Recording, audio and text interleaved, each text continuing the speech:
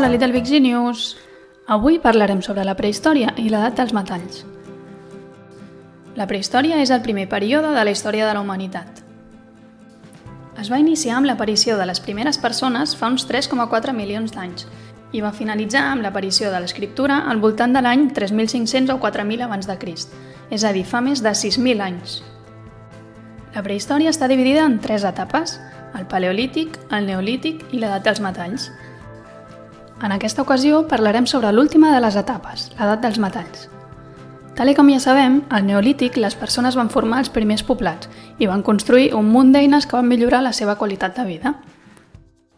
Aproximadament l'any 5.000 abans de Crist van descobrir un nou material que els permetria fabricar estris i eines més resistents i útils. Aquest material era el metall. El primer metall que es va utilitzar va ser el coure, que avui en dia el fem servir, per exemple, per conduir electricitat.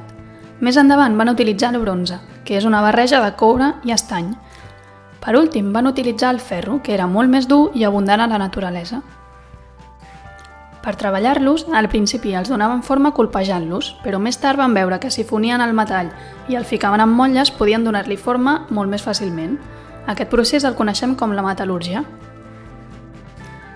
Amb els metalls van fabricar noves puntes per les seves llances o destrals i van millorar les eines per treballar la terra. A més, van fabricar altres objectes com per exemple joies o elements decoratius.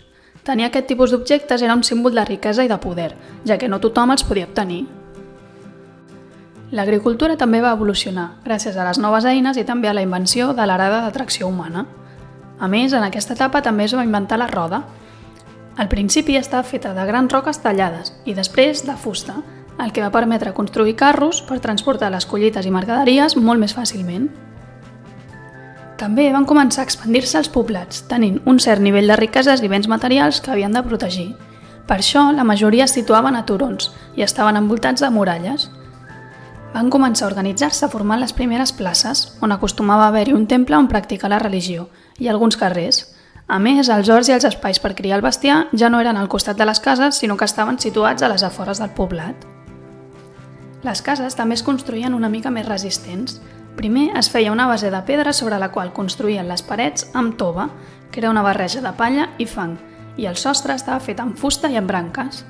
Acostumaven a tenir forma rectangular o rodona i, a diferència del neolític, solien tenir més d'una habitació. Amb el pas dels anys, el comerç i l'intercanvi de mercaderies amb altres cultures va anar creixent, fet que va portar la necessitat de tenir un registre o un control d'aquestes operacions. Això va originar l'aparició d'un invent revolucionari, l'escriptura. Els dos sistemes més antics van aparèixer al voltant de l'any 3.200 i 3.500 abans de Crist i van ser l'escriptura cuneïforme a Mesopotàmia i els jeroglífics a Egipte. Aquest fet és el que posa fi al període de l'edat dels metalls i de la prehistòria i és l'inici de la següent etapa, la història.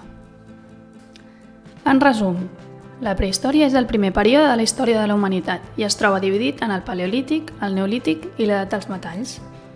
A l'edat dels metalls, els homes i dones van dominar els metalls, primer el coure, després el bronze i finalment el ferro, amb el qual van fabricar noves eines i armes que van millorar la seva qualitat de vida.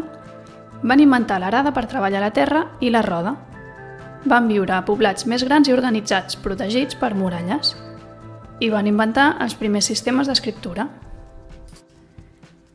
I fins aquí el vídeo d'avui, Genius. Espero que us hagi agradat. Fins aviat!